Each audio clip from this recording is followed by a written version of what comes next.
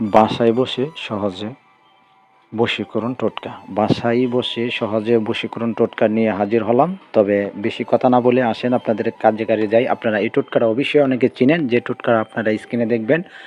তবে অনেকে চিনেন, তবে অনেক কবিরাজের কাছে বিভিন্ন জায়গায় আপনারা গেছেন, কিছু উপকার হয় না। আপনারা বাসায় বসে থেকে নিজের সহজে বশীকরণ উপায়টা আপনার ছেলে মেয়ে বা নারী বা পুরুষ, স্বামী বা স্ত্রী যে কোনো লোককে আপনারা বাসায় বসে সহজে বশী করতে পারবেন। আপনারা আমি স্ক্রিনে যে দেখবেন সাদা লজ্জাপতি গাছ, আপনারা জানেন, অনেকে চিনেন। সেই লজ্জাপতি শিকড় দিয়ে কীভাবে সহজে বশী করবেন বাসায় বসে থেকে আপনারা দেখেন।